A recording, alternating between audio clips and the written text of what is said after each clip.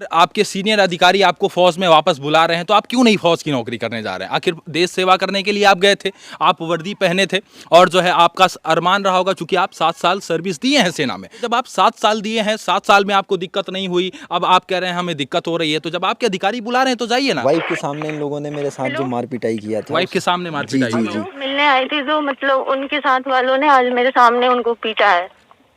आपकी वाइफ के सामने? जी जी मुझे गार्ड लगा के कहीं अलग जगह पे रखा गया था कि नहीं, वहाँ पे गार्ड लगा के इसको कल क्वार्टर गार्ड में डाल के इसके मतलब जान मारने तक का भी षड्यंत्र किया गया था। जो मेरे मारे जाने का डर नहीं, मुझे इस चीज़ का डर है कि इन आवाज़ों को दबाया जाएगा। अभी हमारे साथ आप फ्रेम में जिस भारतीय फौजी को देख रहे हैं, इनका नाम हरेंद्र यादव। इनका साफ रूप से कहना है कि भारतीय सेना के जो तमाम अधिकारी हैं वो तमाम अपने जवानों को प्रताड़ित करते हैं। उनकी जो सिखलाई है, उनका जो प्रशिक्षण है, उनका जो ट्रेनिंग है, उसके साथ खिलवाड़ हो रहा है। हुआ ये कि जब ये सेना के अधिकारियों के ऊपर ये आरोप लगाए तो इन्होंने अपना त्यागपत्र भी भेज दिया। लेकिन त्यागपत्र भेजने के बाद एक लेटर आता है, और क्या कुछ लेटर में आता है वो भी हम आपको दिखाएंगे और इनसे बातचीत करने का प्रयास करेंगे। कैसे हैं भैया? पहले तो मैं सभी को जय हिंद बोलता हूं, सभी को राम राम करता हूं जी। सबसे पहला सवाल आपसे, आपने भारतीय सेना के अधिकारियों के ऊपर आरोप लगाया और आपने ये कहा कि भारतीय सेना के अंदर प्रशिक्षण के नाम पे, यानी सिखलाई के नाम पर जो है हमसे कपड़ा धुलवाया जा रहा है, और यहाँ तक अधिकारियों के श्रीमती जी का कपड़ा भी जवानों से धुलवाया जा रहा है। वहाँ पे पेंट करवाया जा रहा है, वहाँ पे तमाम इत्यादि इत्यादि चीज़ कराया जा रहा है। ऐसा आपका कहना है, सही बात है? ऐसा आप कह रहे थे। आप इससे तंग आकर जो है आप अपना इस्तीफा दे देते हैं। कब आप इस्तीफा भेजते हैं? 12 मार्च को मैंने व्हाट्सएप पे भेजा था और 13 मार्च 2023 को मैंने रजिस्ट्री किया। इनका कहना है कि हम 13 मार्च को 12 मार्च को व्हाट्सएप पर भेजते हैं और 13 मार्च को जो है स्पीड पोस्ट के जरिए, डाक के जरिए हम बता देते हैं कि हम त्यागपत्र दे रहे हैं और किन परिस्थितियों में त्यागपत्र दे रहे हैं। सिखलाई के नाम पे धोखा हो रहा था, राष्ट्रीय सुरक्षा में चूक हो रहा है, इसके कारण हम ऐसा कर रहे हैं और हमारी सिखलाई जो है इनकम्प्लीट हो रही है। क्योंकि एक धारणा है सेना के बारे में, सेना का जो जवान है वो फील्ड पर पसीना बहाएगा तो युद्ध क्षेत्र में खून कम बहता है। मैं पहले भी आपको बताया सेना के बारे में ये कॉन्सेप्ट है, और इनका कहना है कि ये राष्ट्रीय सुरक्षा के साथ खिलवाड़ हो रहा है और जवानों के साथ अपमान हो रहा है। इस चीज से तंग आकर, इस चीज से आहत आकर ये अपना इस्तीफा सौंपते हैं। लेकिन आपका इस्तीफा नहीं लिया जा रहा, आपका ऐसा कहना है? मेरा इस्तीफा अभी वहाँ से देखो, अभी मुझे लेटर आया है, जैसा कि मैंने ये लेटर मुझे वहाँ से आता है 24-25 तारीख को मुझे ये रिसीव हुआ है। उनका ये कहना है कि over staying leave army personnel. यहाँ पर आया है कि over staying leave army personnel, मतलब 13 मार्च से ये ज़्यादा छुट्टी काट रहे हैं। तो क्यों आपका इस्तीफा नहीं लिया जा रहा है? जब आप कह रहे हैं कि हम अपना इस्तीफा दे रहे हैं तंग आकर, तमाम उन किन किन परिस्थितियों से तंग आकर आप इस्तीफा दे रहे हैं, तो आपको क्या लगता है क्यों इस्तीफा नहीं लिया जा रहा है? अभी हमें तो क्या हम कह सकते हैं, हमने तो अपना इस्तीफा दे दिया इन्हीं सब चीज़ों की वजह से। जब इसकी जांच नहीं हुई, इसकी जांच के लिए हमने कई बार बताया, लेकिन जब इसकी जांच नहीं होती है, मैंने राष्ट्रपति महोदय, महामहिम और रक्षा मंत्री महोदय, प्रधानमंत्री महोदय जी को भी लिखा हूँ। अपनी यूनिट में तो दिया ही, उन सब चीज़ों को एक चैनल जो चलता है कि नहीं, फौज में एक चैनल बनाया गया, उन चैनल को, प्रोसीजर को हमने फॉलो किया। लेकिन जब वहाँ पे भी चीज़ें नहीं किल हुई तो उसके बाद मैंने ये दूसरा चैनल फॉलो किया, वहाँ से भी अभी हमें कोई लेटर नहीं आता। लेकिन अभी हमारे CSO साहब, जो ब्रिगेडियर साहब हैं, वो कॉल करके आते हैं कि आपने क्या चैनल वैनल, ये आपने जो पहला, इससे पहला वीडियो जो आपने शूट किया था, अभी उसके माध्यम से कहाँ से चीज़ें जो गई हैं, कैसे उनके पास पहुँची, तो वो कॉल करते हैं। उसका मेरे पास आइडियो, आप कहेंगे तो सुना भी सकते हैं। कि वो बोलते हैं कि ये क्या आप कह रहे हैं कि इससे आपको न्याय मिलेगा, ये चैनल वैनल के माध्यम से आपको न्याय मिलेगा, आप आइए यहाँ पे प्रोसीजर फॉलो करिए। तो जब आपके अधिकारी और आपके सीनियर अधिकारी आपको फौज में वापस बुला रहे हैं तो आप क्यों नहीं फौज की नौकरी करने जा रहे हैं? आखिर देश सेवा करने के लिए आप गए थे, आप वर्दी पहने थे और जो है आपका अरमान रहा होगा, चूंकि आप 7 साल सर्विस दिए हैं सेना में। तो जब आप 7 साल दिए हैं, 7 साल में आपको दिक्कत नहीं हुई, अब आप कह रहे हैं हमें दिक्कत हो रही है, तो जब आपके अधिकारी बुला रहे हैं तो जाइए ना। आपको क्यों डर, क्या क्या दिक्कत है, नहीं जा रहे हैं? डर यही है, जैसा कि मैंने आपको बताया था कि मेरे साथ मार पिटाई की गई। आपके साथ मार पिटाई की जी गई? जी जी, जो क्यों मार पिटाई की गई थी? वो तो चीज़ें, मैं यही चीज़ों का, जब मैंने जो ट्रेनिंग, हमारी जो सुरक्षा, जो सिखलाई के साथ जो खिलवाड़ हो रहा है, जब इन चीज़ों को मैंने बताया था, जैसा कि मैंने आपकी पहले भी वीडियो में बता चुका हूँ, तो उसी को लेके जो मेरे साथ मार पिटाई किया गया, एक क्लिप मैं सुना सकता हूँ। मेरी वाइफ के सामने इन लोगों ने मेरे साथ जो मार पिटाई किया था। वाइफ के सामने मार पिटाई की? जी जी। हेलो, तो मैं आज मिलने आई थी जो मतलब उनके साथ वालों ने आज मेरे सामने उनको पीटा है। आपकी वाइफ के सामने? जी जी जी। वहाँ पे पिटाई हुई आपकी? सर 4 TTR में 2 कंपनी के हैं। ये किससे बात हो रही है? ये सीईओ हमारे जो जोधपुर के जो सीईओ हैं। तो उनके मोबाइल जबरदस्ती छीन के जमा कर लिए हैं। अच्छा ठीक है। अच्छा कहाँ कोर्स करने हैं? 4 TTR में? जी जबलपुर। 4 TTR क्या नाम है? SK यादव। SK कोई बात नहीं, आपको कोई कॉल करेगा। नहीं सर, हमारे सामने इन लोगों ने मतलब पीटा है उनको, मतलब वहाँ पटक पटक के मोबाइल जबरदस्ती छीने हैं और पूरा वीडियो कौन थे ये लोग? इनके सामने तो अभी अच्छा, मतलब वहाँ पे आपकी श्रीमती जी के सामने जो है पिटाई हुई आपकी, वहाँ पे आपकी जो वहाँ पे जबलपुर में 4 TTR जो जबलपुर है, इनका कहना है कि वहाँ पर पिटाई हुई और इनके मन में एक डर समाया हुआ है कि यदि हम फिर अपनी नौकरी ज्वाइन करने जाते हैं तो वहाँ हमारे साथ मार पिटाई होगा और हमारे साथ न जाने कुछ क्या क्या कुछ होगा, और इनके मन में एक डर समाया हुआ है जिसके कारण ये इस्तीफा दे रहे हैं, भारतीय सेना से इस्तीफा दे रहे हैं और कह रहे हैं कि अब हम सेना में नहीं जाएंगे, सर्विस करने नहीं जाएंगे। हम कैसे मान लें कि जो है आपके साथ मार पिटाई हुई है? उसका कोई सबूत, उसका कोई कुछ है एविडेंस आपके पास जिसके ये हम प्रतीत हो कि कोई साक्ष्य ऐसा हो? तो ऐसा जो वीडियो था उस वीडियो को इन लोगों ने डिलीट कराया, जिसका मेरे पास एक क्लिप मैं सुना रहा हूँ आपको। वीडियो कौन बनाया था? मेरी वाइफ ने ही बनाया था, उसके सामने जब पिटाई हो रही थी तो उसने वीडियो बनाया था। ये कब की बात है? 20 नवंबर की बात है। अच्छा ठीक। ये किससे बात हो रही है? ये वही कर्नल भटनागर जिसको मैंने बताया था, वही है। पहली चीज। और जो आपका इनका कहना है कि इनकी मार पिटाई जब होती है तो जो है इनके घर से जब मिलने जाती हैं इनकी पत्नी तो वहां से वीडियो बनाती हैं। बेटा एक सेकंड। और किरण ये कौन पहली है? चीज तो ये है कि आपने जो फोटो खींची है प्रतिबंधित क्षेत्र में उसको डिलीट मारी है। ओके जी सर, मैं डिलीट मार दूंगी, लेकिन नो नहीं, 1 मिनट वट नहीं, जितना मेरा आदेश है उतना फॉलो करिए। जी सर। आप उसको इनके अधिकारियों के सामने उसको डिलीट मारिए, पहली चीज। और जो आपका हस्बैंड है उनको भी कहिए कि देखिए, अगर मैं तुम्हें डांटूंगा फटकारूंगा तो आपका पेरेंट्स हूँ ना, मैं आपका अभिभावक हूँ ना। पिता वीडियो आपके डिलीट आपके करवा घर के में ये अभिभावक बन रहे हैं हमारे। मतलब आपको जो पूरी तरीके प्रूफ से है, जो उन चीज़ों को डिलीट करवा के अभिभावक बन रहे हैं, यही तो हमारा भी सवाल है कि जो चीज़ें जो हमारे साथ मार पिटाई की, जो एक प्रूफ हमें हमारे पास, मान लो एक वही तो हमारे पास साक्ष्य था कि हम वही चीज़ें दिखा सकते हैं कि देखो ये घटनाएं हमारे साथ हुई हैं। तो अभी वहाँ तो चूंकि सेना का एरिया है तो वहाँ तमाम सीसीटीवी चलता है, तो वहाँ सीसीटीवी भी रहा होगा, उसका भी कोई साक्ष्य? तो सीसीटीवी कैमरे तो जैसे गेट पे बाहर लगे होते हैं, अंदर थोड़ी हर जगह पे लगे हैं कि नहीं, हर अंदर हर चीज़ें रिकॉर्ड हो रही हैं, हर जगह थोड़ी लगी हैं। लेकिन हाँ, इन चीज़ों की उन लोगों के पास भी रिकॉर्डिंग है, 5-6 घंटे की रिकॉर्डिंग उन लोगों ने किया है, वो पूरे रिकॉर्डिंग चलाएं वो लोग। लेकिन वही चीज़ें जब मेरे साथ जब वो चीज़ें होती थी तो कैमरे बंद करवाए जाते थे, उसके भी प्रूफ हैं हमारे पास, कुछ चीज़ें हैं।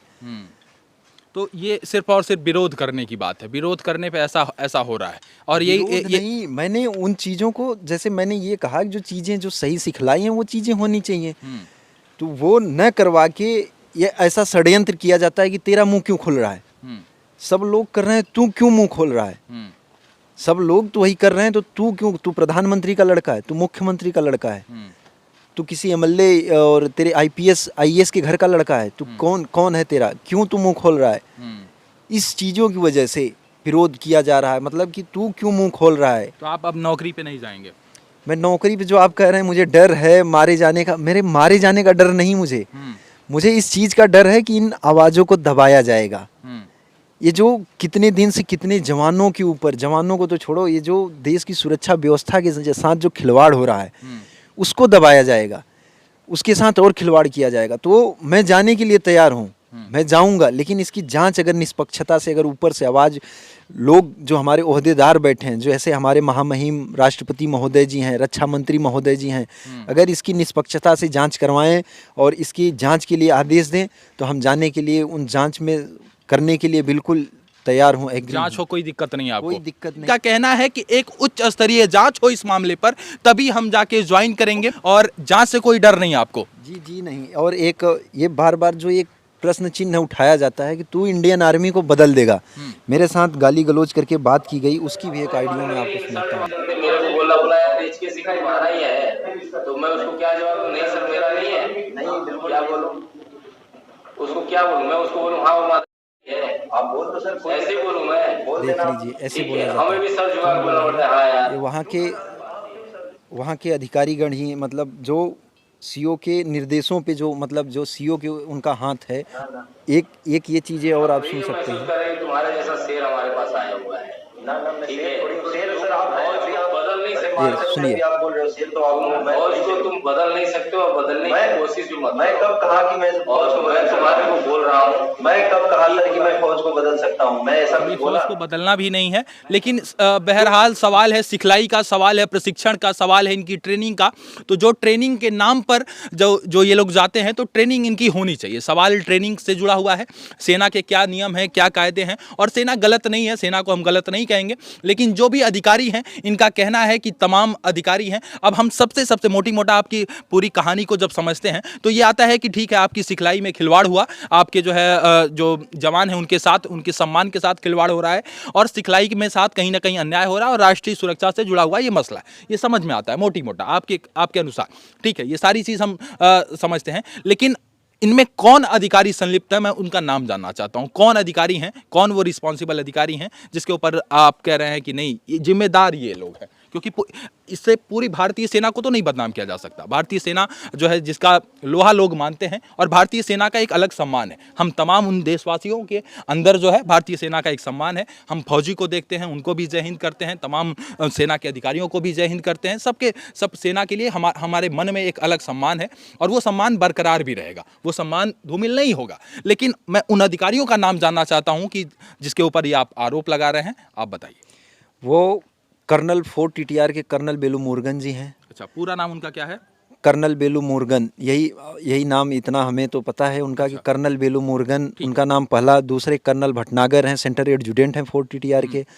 और उनका ये कहना था कि मैं कमांडेंट जो ब्रिगेडियर हैं 1 STC के, उनके आदेशानुसार उन्होंने सारी कार्रवाई की थी। अच्छा, वो बार बार यही कह रहे थे कि मुझे कमांडेंट साहब ने भेजा है।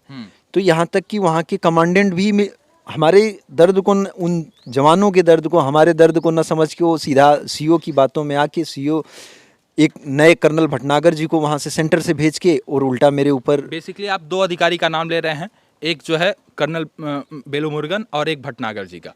और वहाँ पे 4 टीटीआर के तमाम अधिकारी, पूरे 4 टीटीआर के, तो मैं कह रहा हूँ जो वहाँ पे जो थे, कर्नल बेलू मुरुगन तो मेन सीओ सर हैं, लेकिन उनके अंडर में जो वहाँ के तमाम अधिकारी थे, उसमें जिन्होंने हमारा फ़ोन छीनने का आदेश, जो फ़ोन मेरा अभी छीना गया वहीं पे है, तो उसमें एक मेजर थे, उनका नाम अभी मुझे याद नहीं आ रहा है, कौन से क्षेत्रीय मेजर। आपने आप वीडियो बनाए थे इसलिए आपका फ़ोन छीन लिया गया? जी जी, उसमें बहुत सारे प्रूफ थे, बहुत चीज़ें थी, बहुत वीडियो आइडियो थे, जो हमारे साथ जो चीज़ें घटनाएं जो हुई थी उसके प्रूफ थे।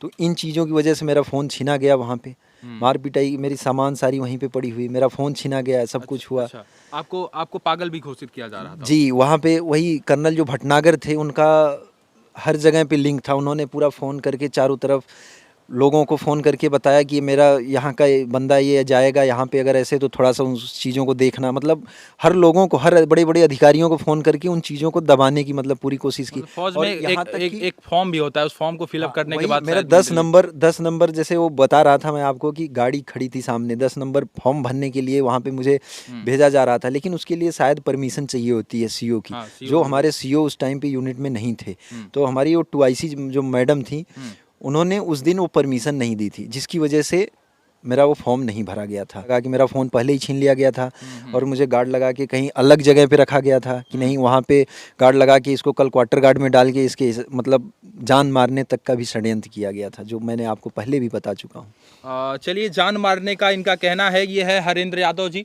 भारतीय सेना में फौजी हैं, और इनका कहना है कि इनके साथ तमाम जो है नाइंसाफ़ी हुई, और जो है इनका जो सिखलाई है, इनका प्रशिक्षण है, वो पूरी तरीके से नहीं कराया गया, जिसके कारण एक पूर्ण रूप से जवान नहीं बन सकते। इनका ऐसा कहना है। 13 मार्च के बाद इनकी छुट्टी खत्म हो जाती है, तो फौज के तरफ से एक लेटर आता है, और इनके थाने में आता है, इनके पत्नी को आता है, और जो है इनके जो है कमिश्नर को आता है, जौनपुर के कमिश्नर को भी आता है, और वहाँ से तलब किया जाता है, वहाँ से पूछा जाता है कहाँ पे हैं।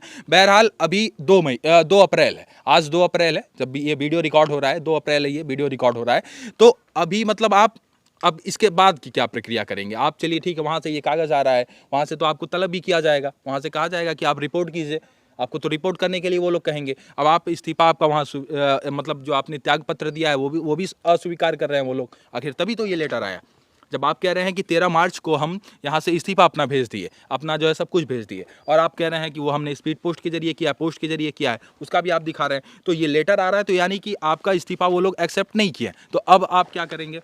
मैंने पुनः फिर से एक एप्लीकेशन, वही चीज़ें जो पुनः त्यागपत्र का मैंने फिर से बनाया है, इसको फिर से मैंने भेजने के लिए अभी एक स्पीड पोस्ट कल फिर करने जा रहा हूँ। अब इनका कहना है कि त्यागपत्र एक्सेप्ट नहीं हो रहा है। इसके बाद इनका फिर एक लेटर तैयार हुआ है और इन्होंने जो है अपने कमान अधिकारी महोदय 12 CSR को इन्होंने विषय में लिखा है पुनः त्यागपत्र के संबंध में अवगत कराना।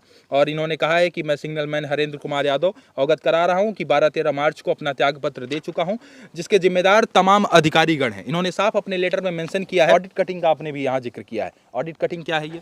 जी, जैसा कि मैंने आपको पहले भी वीडियो में बताया था कि वहाँ पे ऑडिट कटिंग हम लोगों से, जवानों से ली जाती है। ठीक है। जो वहाँ पे जैसे जो फौज में अनलीगल चीज़ें जो होती हैं, जो भ्रष्टाचार होते हैं, उन चीज़ों की कटिंग जब चेक करने अधिकारी आते हैं तो वो अधिकारी, हमारे जो यूनिट के अधिकारी होते हैं, उन लोगों से डील होती है। अच्छा। तो वो डील में जो पैसे, जो मतलब जो उन अधिकारियों को देना पड़ता है, जो चेक करने आए होते हैं बाहर से, उनको देने के लिए जो पैसे इकट्ठा किए जाते हैं वो जवानों से लिए जाते हैं। तो उसका जब मैं विरोध करता हूँ तो उस वजह से मुझे वहाँ पे डिफाल्टर बोला जाता है। तू हर जगह, तू तेरा मुंह खुलता है, तू हर जगह लड़ता है। उसके बाद मैं ये ऑडिट कटिंग हर कोई देता है? जितने सिपाही हैं वहाँ पे हर कोई देता है? सिपाही ही नहीं, पूरे जेसीओ ओआर सब देते हैं, लेकिन अधिकारी तो नहीं देते। जेसीओ ओआर सब दे रहे हैं और जेसीओ नहीं देंगे तो ओआर कैसे देंगे? तो जेसीओ पहले अपना दे के कि हम लोग भी दे रहे हैं, आप लोगों को भी देना है, जिसका मैंने आपको एक प्रूफ दिखाया था कि बाद में जब मैं विरोध करता हूँ तो बाद में उसका वो चलता है कि अभी कोई ऑडिट कटिंग नहीं ली जाएगी। तो उसका मेरे पास एक प्रूफ है, मैं आपको दिखाना चाहता हूँ कि वही मैंने उसमें ऑडिट कटिंग का जिक्र किया है कि ऐसा मेरे विरोध करने के बाद ये सब चीज़ें क्यों, ऐसा पहले से क्यों ये सब नहीं होती हैं। ये मैं जस्ट 1 मिनट में दिखा रहा हूँ। ये देखिए, अभी इसमें सीधा साफ लिखा है, अभी आप इसको वहाँ पे दिखाएंगे, no pay to audit by any cutting. अभी इसमें आप देख सकते हैं, no pay to auditor by any cutting. उसका एक लेटर भी दिखा सकता हूँ जो वहाँ पे ऑडिट कटिंग ली जाती है। कभी तो पहले मेंशन, गलती से एक बार इन लोगों ने मेंशन किया, हर बार ये लोग मेंशन नहीं करते हैं। ठीक है, चलिए वो सब जांच का विषय है। बहरहाल इस पूरे प्रकरण पर आप चाहते हैं जांच हो, निष्पक्षता के साथ जांच हो।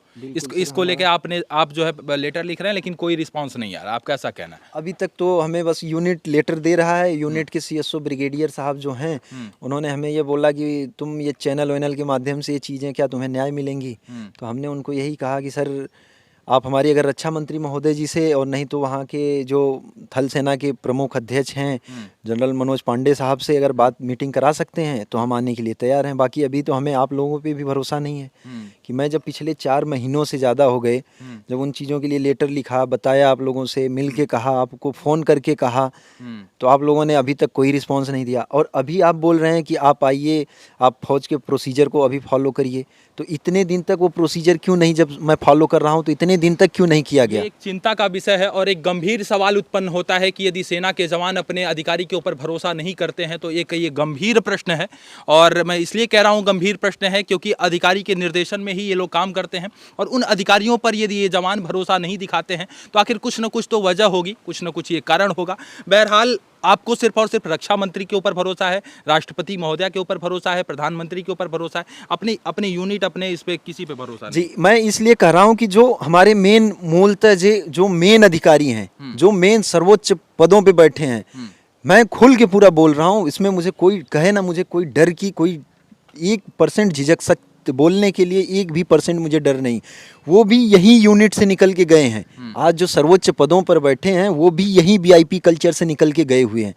उनके भी घरों में आज भी जवान, सेना के जवान 50-50, 100-100 जवान उनके घरों में भी बैठे हैं। तो वो कैसे उन नीचे CO को बोल सकते हैं? मेन सबसे कहने का मसला यही है कि जब CO अगर अपने घरों में 15-20 बंदों को बैठाएगा तो उनके घरों में तो भी जवान बैठे हैं, उनके लिए भी तो वही VIP कल्चर, वो चीज़ें जवानों को अपने घरों में बैठा के रोज़मर्रा के कामों में लगाए हैं। तो कैसे CO को बोल सकते हैं?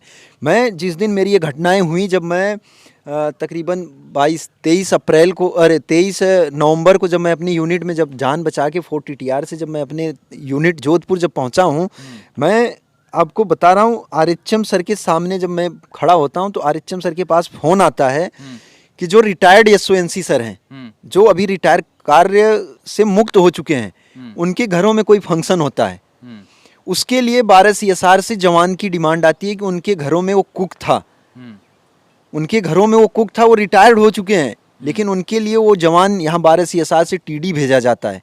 तो गलत बात है। तो अभी सोचो कि वो अधिकारी कैसे हमारे इस चीज़ों को उन सीओ के खिलाफ, उन जो ये लोगों के जिनके ऊपर मैं बोल रहा हूँ, कैसे वो लोग जांच कराएंगे, क्योंकि वो खुद इस वीआईपी कल्चर में संलिप्त हैं।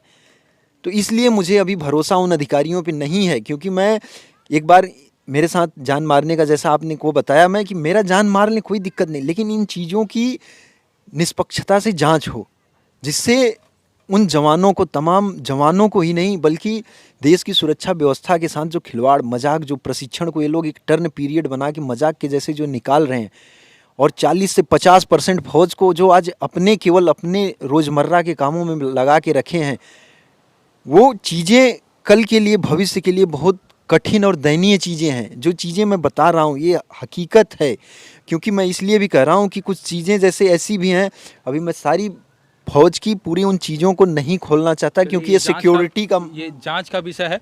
बहरहाल भारतीय सेना के कार्यप्रणाली पर हमारा जो है प्रश्न चिन्ह लगाना ये अधिकार नहीं है, और हम अधिकार क्षेत्र में आते भी नहीं हैं। हमारा जो है मकसद भी नहीं है कि भारतीय सेना के कार्यप्रणाली पर हम सवाल खड़ा करें। लेकिन सवाल है, यदि इस तरीके से जवान ये आरोप लगाता है और कहता है कि साहब प्रशिक्षण के नाम पे हमारे साथ इस तरीके से खिलवाड़ हो रहा है और जवानों का अपमान हो रहा है और प्रशिक्षण में कहीं ना कहीं चूक हो रही है, और ये भारतीय सुरक्षा, ये राष्ट्रीय सुरक्षा से जुड़ा हुआ मसला है, नेशनल सिक्योरिटी से जुड़ा हुआ मसला है, तो ये कहीं ना कहीं सोचने वाली बात है। और इस पूरे बात में एक बात और भी सोचने वाली बात है कि प्रशिक्षण के नाम पर जब आप इस तरीके से ऑडिट कटिंग की बात हो रही है, चाहे वो ऑडिट कटिंग की बात हो, चाहे वो प्रशिक्षण के नाम पे खिलवाड़ की बात हो, चाहे वो सहायक ड्यूटी की बात हो, तो इस तरीके से भी ये गलत है। यदि इस तरीके से भी हो रहा है, मैं चाहता हूं इस पूरे प्रकरण पर जांच हो, और जो भी इससे संबंधित अधिकारी दोषी पाए जाएं उनके खिलाफ कड़ी से कड़ी कार्यवाही हो, ऐसा आशा करता हूं। और अपने महामहिम राष्ट्रपति महोदया से भी विनती करता हूं, कि निवेदन करता हूं कि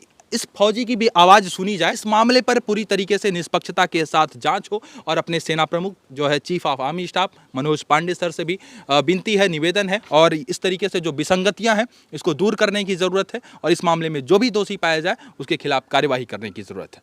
धन्यवाद। जय हिंद।